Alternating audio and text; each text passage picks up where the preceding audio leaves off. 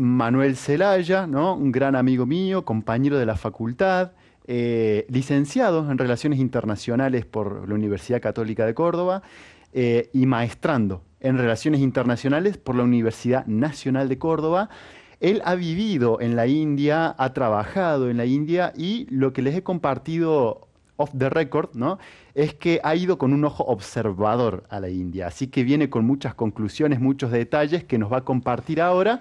Así que bueno, le damos la bienvenida a Manuel Zelaya, que tengo entendido que ya está, ¿no? Hola Ahí Manuel, está. Manuel, buen ¿Cómo día. están? ¿Todo bien? Manuel, ¿cómo estás? Un gustazo tenerte Buen día, acá. buen día. bienvenido. Gracias a ustedes. Bien, contanos un poco, Manuel, ¿cómo es, para empezar, vivir en el país más poblado del mundo, ¿no? Algo nos Bien, cuesta imaginarlo. Ujú. bien, varias cosas ahí. Bueno, primero que nada, agradecer la invitación a todos, la verdad que un gusto y un honor. Y bueno, también un gusto hacerlo en especial con un amigo personal como es José. Eh, Bien, primero que todo, yo creo que hay, bueno, por ejemplo, vi que una entrevista anterior fue con alguien que estuvo en el Líbano. Ujú. El Líbano es un país ya de por sí muy diverso, pero tiene una extensión, no saqué el cálculo, pero de una milimésima parte de lo que es la India. La India es casi un subcontinente en sí mismo. De hecho, hay algunos autores que hablan de la idea de del subcontinente indio, ¿no? Como algo Claro. aparte, distintamente de Asia. La India, bueno, tiene más de 1.600 millones de habitantes. Ajá. Yo viví en Delhi, yo viví en la parte del norte, un poquito más al sur de Delhi, a 30 kilómetros, en Gurgaon. Pero sí estuve cerca de Andhra Pradesh, estuve en el estado, creo que es Telangana, la ciudad de Hyderabad, y estuve cerquita, después fui a la casa de uno de mis amigos, que era así en el estado de Andhra Pradesh, a una aldea, justamente, de muy poquitos habitantes para los estándares de la India, son 100.000 habitantes. Así que bueno, son dos realidades muy distintas. La India es un país muy diverso, no es lo mismo la realidad del sur que del norte. Así que bueno, si quieren, les comunico un poco sobre el norte. Ahora estamos viendo muchas imágenes que son particularmente del norte, son casi todas de Delhi. Eso es Delhi. Hay algunas partes también de Agra, en Agra es donde está el Taj Mahal, otra ciudad muy importante es Jaipur. Eso es como la parte muy turística del norte. Y el norte tiene una particularidad que es una herencia cultural, además de hindú, islámica, fuertemente islámica, sobre todo por la llegada de los mogoles, que eran iraníes básicamente. Pero bueno, es muy distinto al sur, que el sur sí es más drávida, o sea, es más parecido a la idea, a los elefantes, lo que estamos viendo acá. Mm. Esa parte más de Bengala, ¿sí?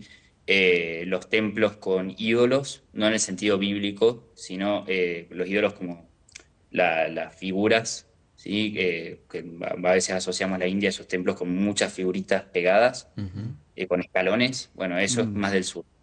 Bien, ¿cómo es vivir en el país más poblado del mundo? Algunas cosas, tema población, efectivamente son muchos. Yo vivía en la zona, vendría a ser como la zona metropolitana de Delhi.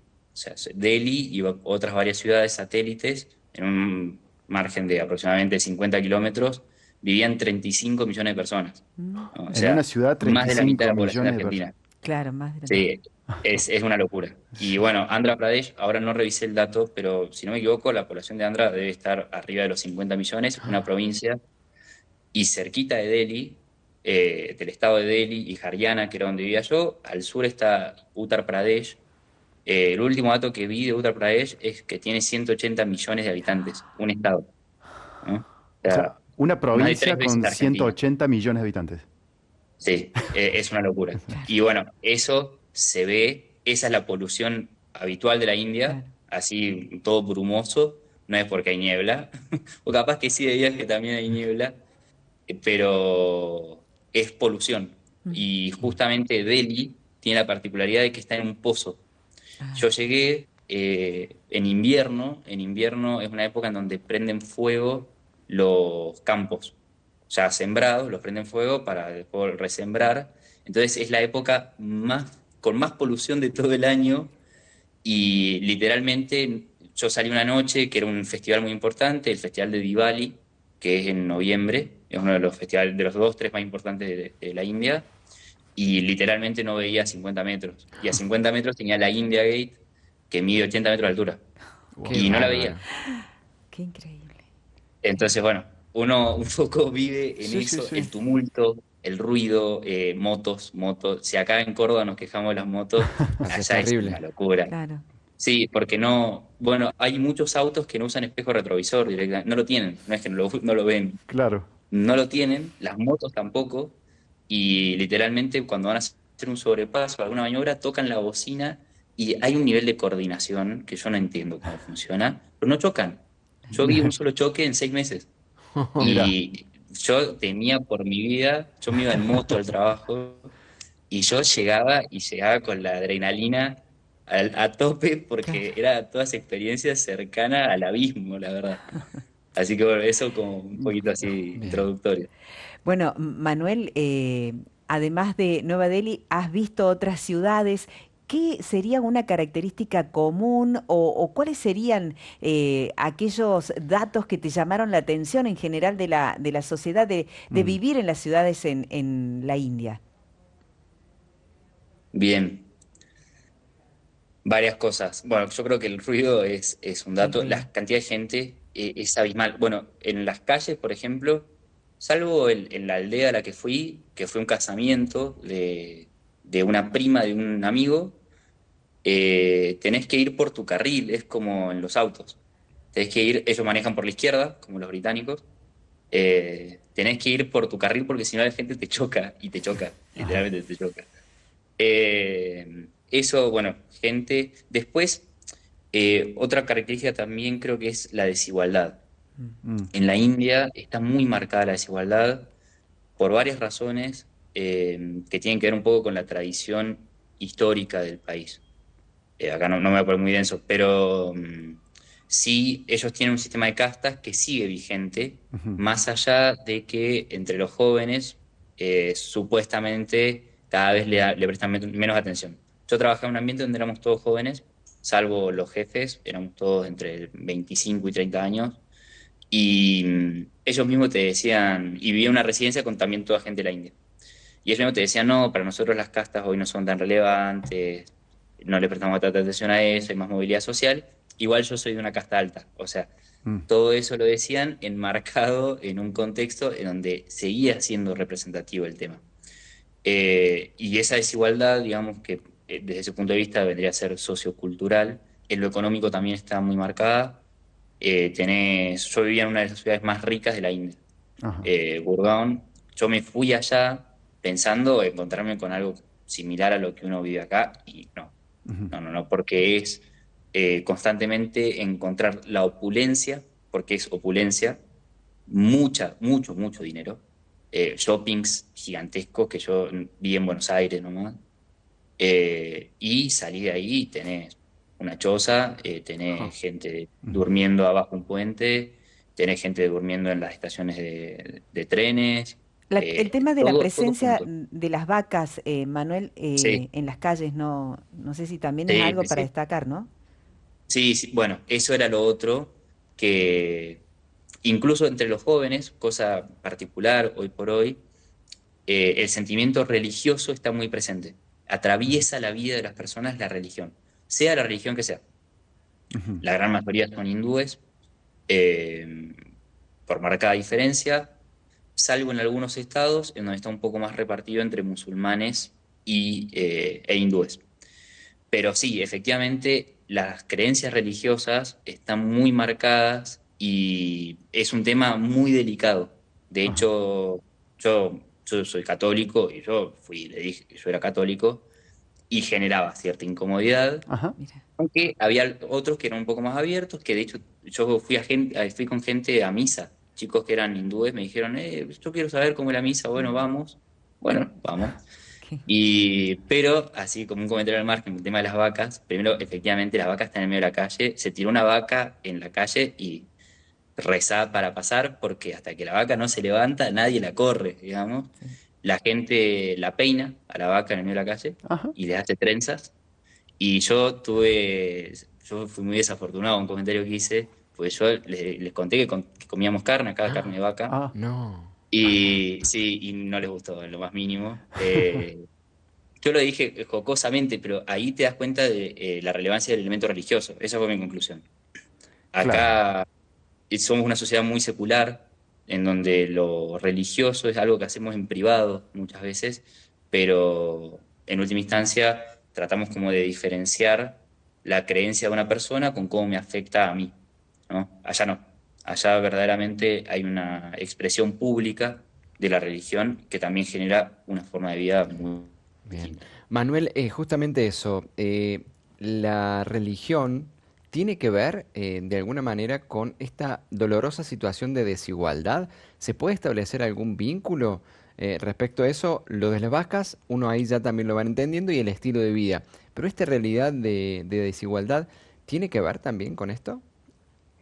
Sí, yo he encontrado diversas interpretaciones de esto, pero en última instancia sí parecería que efectivamente hay cierta relación entre algunas miradas del hinduismo con la vigencia de un sistema de castas rígido, porque esa es la gran particularidad del sistema de castas, que es en la casta en donde vos nacés, te morís, en última instancia, ¿no? Y no solo eso, sino como es una religión kármica, o sea, es una religión de justicia, en última instancia, y de cumplir con lo que a uno le corresponde, la única forma que vos tenés de ascender de casta en la reencarnación es cumpliendo bien tu rol en el lugar que estás, ¿no? Entonces es una religión muy estatucuista, o sea, Mm. una religión que genera mucho mantenimiento de un solo orden, ¿no? No hay movilidad, porque básicamente vos tenés que cumplir con el rol que tenés en la sociedad, no podés Claro. cambiar eso. Y para nosotros como occidentales, que tenemos la idea de movilidad social, de una dignidad inherente del humano, de que nuestro lugar de nacimiento no nos predetermina para la vida, Bien. es Em, muy diferente, muy, Claro, muy diferente. aclaremos, Manuel, que Sí, nosotros estamos describiendo una realidad, ¿no?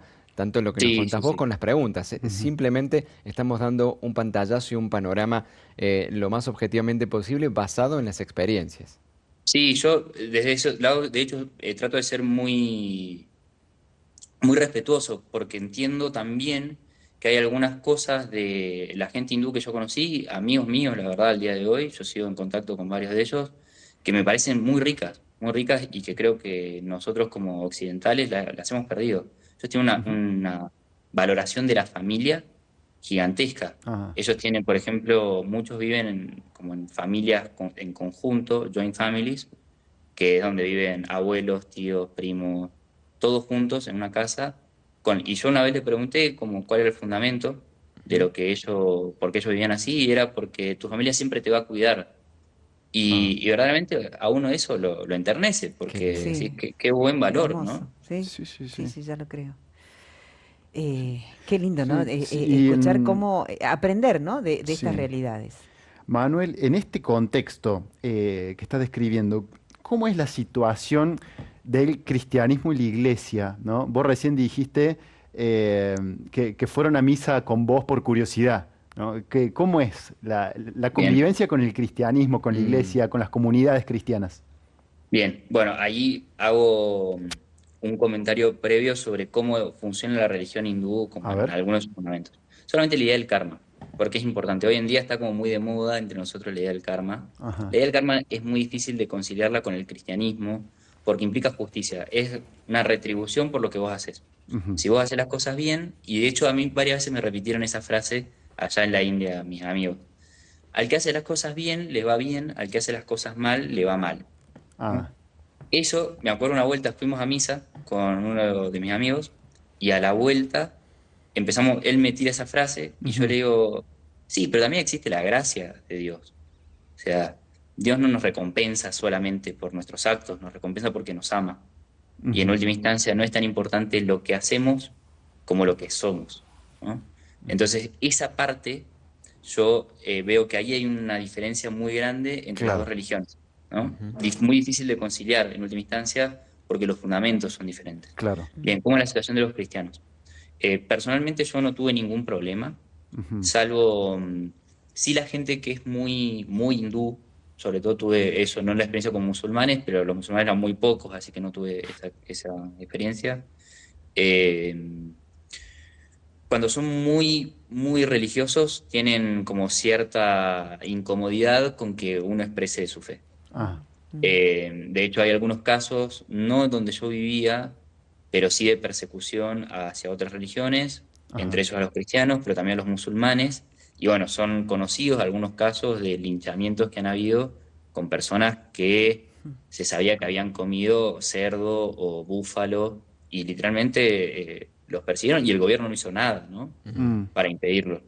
Eh, Mi experiencia, de todas maneras, positiva, yo no tuve ningún claro. problema. Sí, sí, sí. Ahora sí, en otro viaje que hice, fui a acompañar a un sacerdote amigo capuchino a Hyderabad. Él después se fue a Andhra Pradesh, yo me quedé por ahí. Eh, y allá sí, él hablando con los curas de la India, que tienen Ujú, muchísimas vocaciones, mira qué por bueno. eso de hecho este sacerdote había ido para traer gente de allá.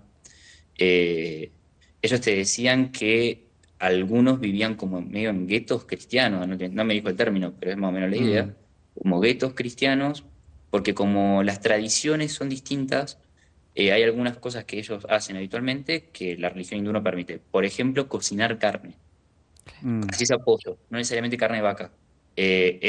Lo que me comentaba este cura es, nosotros tenemos que cerrar las ventanas para que no se sienta el olor, porque si se ah, siente el olor, nos pueden venir a prepotear.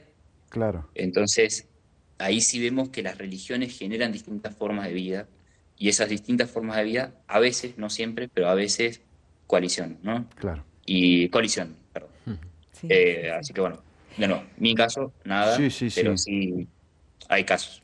Manuel, días pasados hablamos con alguien que también nos orientó un poquito respecto a la India y nos decía del escaso porcentaje de cristianos respecto a otras religiones, que él nos habló algo así de 2, Ujú, y tanto, y nos decía, ese porcentaje significa unos 25 millones de cristianos, o sea, en un país tan densamente poblado, es una gran porción de cristianos, o sea, y que profesan esta religión de esta manera, como pueden. ¿Esto considerás que Radio María, por ejemplo, podría ser también de gran ayuda en este sentido, ¿no? Para aquellos que están, como vos decís, muchas veces a puertas cerradas, pero con la radio prendida quizás, ¿no?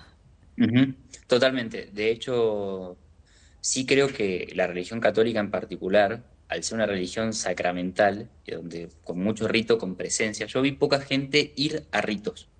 ah, Muchas veces sí tenían oraciones, algún ídolo que no sé, nosotros teníamos un cuadrito de Sai Baba en la residencia y había uno de los que vivía ahí que todas las mañanas iba y le hacía una ofrenda a Sai Baba, hacía una oración. Nunca lo vi yéndose a un templo y nunca claro. vi mucha gente en los templos hindúes rezando, ¿no? O como en Mm, alguna celebración litúrgica. Es más individualista, Nosotros individualista, Claro, más es menos... personal. Exactamente, sí, desde ese mm, punto de vista sí. En cambio, me parece que sí, la religión católica necesita una presencia en algún punto, porque Claro. los sacramentos son el centro de nuestra vida, tiene otras dificultades en esto. Pero sí, ciertamente me parece que la labor de difusión es fundamental. Sí, encuentro esta resistencia a una mm, cultura que tiene algunas divergencias en la cosmovisión. Eh, pero sí creo que es fundamental que haya una voz y bueno, lo que sí hay son muchísimas vocaciones. Entonces también es un poco romper con esa sensación de que el cristianismo está demasiado escondido y también un poco animar a esta vivencia pública también de la fe que exige nuestro credo, ¿no? Exacto. Entonces yo creo que es muy importante que ujú, esté la voz, que esté la voz ya rompe un poco claro. Ujú. lo, lo normal, ¿no? Más también con la situación que fuiste describiendo y por eso también te pedimos que nos puedas ampliar un poquito más si ves alguna otra. Hablaste primero de la desigualdad social que había, como podríamos decir, una situación que está dada, pero bueno, si hay desigualdad, creo que en cualquier sociedad es una problemática. La otra realidad es, bueno, esta de la religión católica como una minoría y podríamos decir hasta una especie de dificultad para poder expresarla de manera pública. ¿Qué otras problemáticas descubrís a las cuales la presencia de Radio María como esta voz de esperanza, de fraternidad, puede llegar a trabajar? Capaz que puede hacer también el ecumenismo, digo, por las distintas religiones que hay. Contanos un poquito. Bien, buen tema. Ahí lo que hay mucho también son, este porcentaje probablemente que me hayas dicho, me imagino que es de cristianos, Cristianos, sí, no de sí. católicos. Cristianos. Ahí hay muchos católicos no romanos en la Mm, India, de ritos orientales, ahí va. maronitas, vi varias iglesias, Ujú, cristianas hay menos, pero también hay. Yo creo que, bueno, en algún punto a nosotros, al menos desde mi experiencia, compartimos un lenguaje más en común con los musulmanes. ujú. Sobre todo porque yo tenía un amigo musulmán allá que él, por ejemplo, vino y me dijo Feliz Navidad.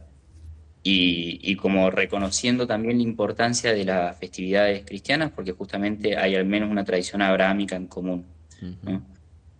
Con las otras religiones, sobre todo con el hinduismo, también con el budismo, no son lo mismo, son parecidas, Mm, y con otras derivaciones del hinduismo, como el sijismo en el norte, en el Punjab, o, ay, se le está escapando una más que ujú. está en el estado de Rajasthan, sobre todo, también una derivación del hinduismo. Ahí está la dificultad del diálogo interreligioso en este sentido. Ahora, sí Mm, creo que la voz, el catolicismo, al acentuar la universalidad, a mí me parece que es un mensaje muy útil para la India. No sé, yo al principio les decía que el norte, Delhi, donde yo viví, es muy distinto al sur. Claro. En la ujú. India eso, lógicamente, por la cantidad de gente que son, es muy habitual y hay muchas diferencias, mucho racismo directamente entre el norte y el sur. Ah, mira. Porque son, digamos, son físicamente distintos. Al Ujú. parecer la corriente inmigratoria del norte viene más de Medio Oriente, mientras que la inmigración del sur viene más de África. Ah, Entonces físicamente son distintos y hay mucho racismo por la piel, sobre todo del norte hacia el sur. Ah, mira. Entonces yo creo que, y además al ser una religión politeísta, el hinduismo, lo que mm, genera es esta idea de disgregación en última instancia, porque cada uno adora medio su propio Dios, ¿no? Ujú. mm, Entonces es muy difícil generar algo común. Claro, una Entonces me parece que cohesión. que el monoteísmo, digamos, el catolicismo en última instancia, la creencia en un solo Dios que nos ama a todos, que nos mira a todos, que nos da un nombre personal, que todos somos iguales en dignidad frente a Él, Mm, me parece que es algo necesario y sobre todo rompe con esta idea de la predeterminación por tu nacimiento mm, a la realidad que te toca vivir, ¿no? Que eso es muy triste. Yo vivía en una residencia, como les comenté, y nosotros teníamos dos o tres chicos que trabajaban en la residencia en la limpieza. Nosotros vivíamos en tres pisos, éramos más o menos 15 habitaciones, y 20 habitaciones, y ellos vivían arriba en un sucucho, literalmente un sucucho, ajá. de 3x2 como mucho, donde estaban los tres, eran tres literas, ni siquiera en camas, y ellos vivían ahí. claro. Y yo me acuerdo una vuelta, yo había llevado yerba para tomar mate, los fines de semana sobre todo, cuando más me daba la extrañitis, y una vuelta se me había caído un poco de yerba, y yo lo veo a Shivam, que era uno de los chicos que trabajaba ahí, y le digo, Shivam, ¿dónde hay una escoba? Y él la agarra y como que va a limpiar, y le digo, no, no, no, yo limpio. Claro. Y yo me puse a limpiar, porque había sido mío, o sea, ¿cómo no voy a limpiar yo? Y me puse a limpiar, y él se quedó al lado mío todo el tiempo, mirándome, como sorprendido, y vino uno de los chicos que viene a la residencia y me dice, ¿qué haces? Le digo, limpio. Y me dice, ¿pero qué? ¿Vos limpiás en tu casa? Sí. Pero decile a Shivam. Y empiezan a hablar en hindi entre ellos, y básicamente lo que yo le gritaba, directamente a un metro, pero le gritaba en la cara y lo que yo entendía, todo Sí, de su posición, no como un entiendo nada de reto. hindi, que era, claro, Shivam limpia vos. Claro. Y yo le dije, no, no, no, no, limpio yo. Claro. Y ese tipo de actitudes, digamos, yo siento que rompían mucho la estructura, Claro. porque literalmente, no me acuerdo el nombre de los otros dos, pero eran esclavos, o sea, la verdad eran esclavos, Claro. y los Ya. trataban como Se tales. consideran como una casta inferior. Y probablemente nunca les Claro. pregunté, pero claro. muy probablemente hayan sido de castas inferiores y los trataban como tales.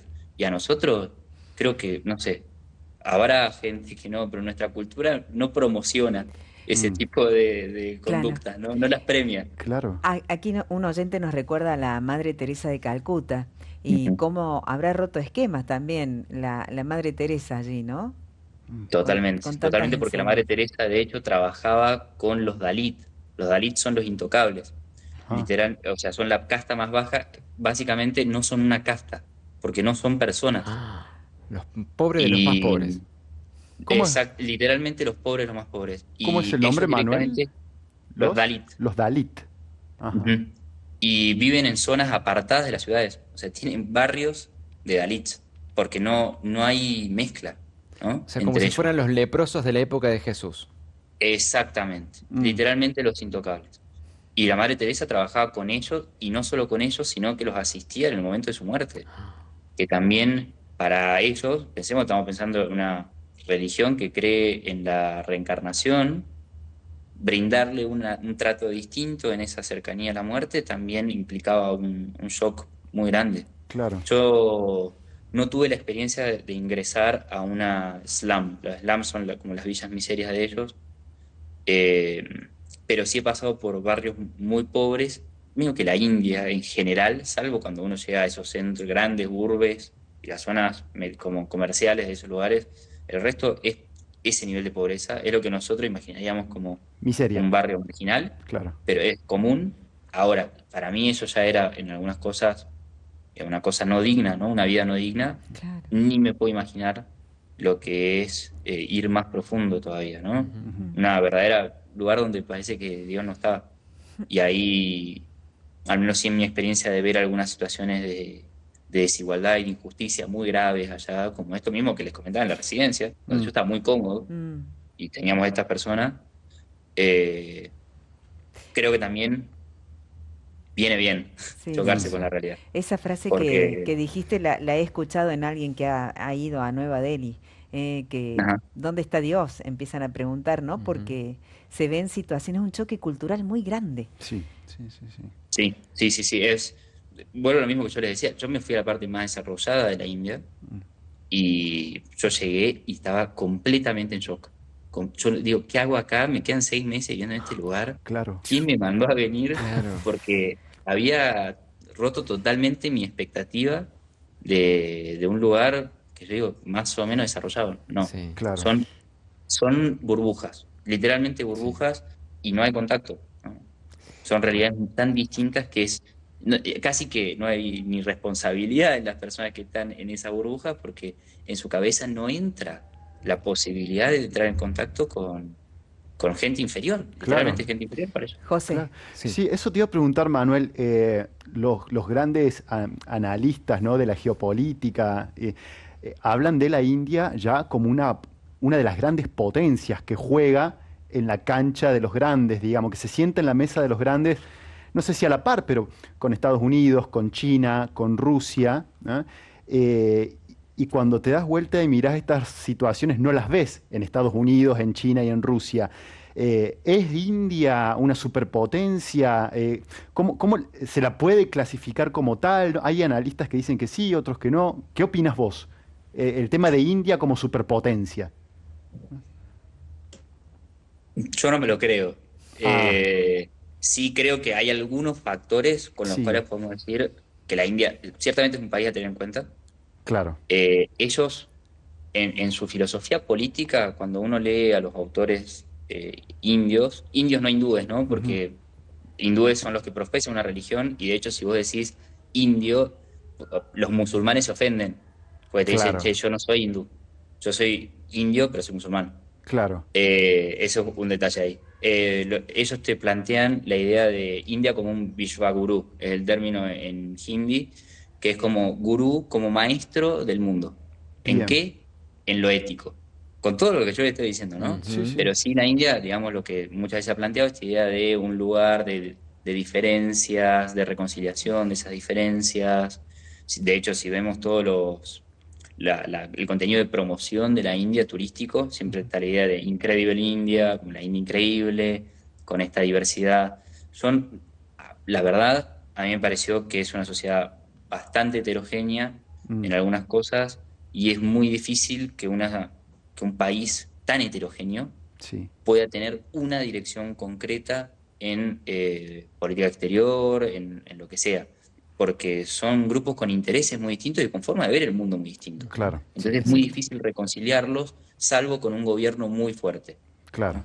Y la India tiene la particularidad de que es una democracia, ¿no? Entonces, Mm, eventualmente, si alguien no estuviera reconocido, como, digamos, no tuviera esa legitimidad de los votantes por ser demasiado etnonacionalista, podría llegar a perder las elecciones. Sin embargo, es el caso de Modi, el actual primer ministro de la India, reelecto hace muy poquito.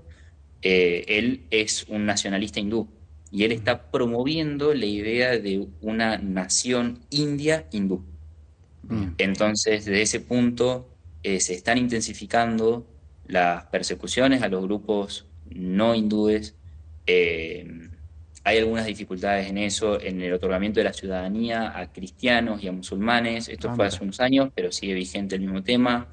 Y bueno, hay que ver ahora si este plebiscito en última instancia del gobierno de Modi, que básicamente esta reelección, eh, profundiza esa línea o eventualmente no. Ahora, Claro. la India es una potencia nuclear y tiene otra cuestión muy distinta de Occidente, que es una población muy Mm, joven y muy formada. Es el segundo país que más, a grosso modo, más ingenieros y científicos gradúa por año, Mirá después de vos. China. Qué increíble. mira, Manuel, Entonces, sí, ese es el sí. potencial. claro. Bien. Bueno, Tenemos que... nos hemos quedado sin tiempo, nos pasaríamos Vamos. conversando Sí, Sí, sí. sí, con sí, vos sí. por la riqueza que tiene India y también por tu conocimiento y claridad. Ya estamos casi sin tiempo. Ceci, ¿te queda algo? Sí, Simplemente dale. decirle a Manuel que has logrado con todo lo que has estado contando, por ejemplo, que Ah, tengamos alguien que ha adoptado la India claro. en esta misión maratonera que tenemos, que es esto de ir dando a conocer todos los proyectos donde Radio María quiere estar presente. Así que gracias, felicitaciones por todo tu Adiós, aporte. gracias. Adiós, gracias, adiós, gracias. Muchísimas gracias, Gracias. Manuel. Y bueno, Gracias a esperamos ustedes. contar con vos en otro programa. En lo que necesiten. A Bueno, disposición. Muchas gracias. muchas Dios lo bendiga. gracias. Buen día. Gracias. Gracias, Manuel igualmente. Zelaya, licenciado en Relaciones Internacionales por la Universidad Católica de Córdoba, que ha vivido en toda esta zona, nos Ujú. ha contado de primera mano la experiencia y sobre todo rescato mucho el respeto con como lo ha Sí, hecho, ¿no? sí, sí, Y sí. la objetividad en lo que, bueno, hemos querido pintar un poquito de hoy. Tal cual, ha tirado cosas muy interesantes. Realmente es un país donde hasta la forma de entender las cosas es Es distinta, ¿no? distinto. Es muy desafiante. Dijo Mm. él, bueno, con los musulmanes por lo menos tenemos una corriente en común abrámica, ¿no? Hay Claro. ciertos puntos donde podemos, en cambio acá nada en común, Complicado, ¿no? sí, sí, Desafiante. sí, desafiante. Mucho desafío. Ujú. José, excelente. ¿Será hasta el próximo miércoles, Dios mediante? Sí, Hasta el próximo miércoles que ya cambiamos de continente, nos vamos al África. al África.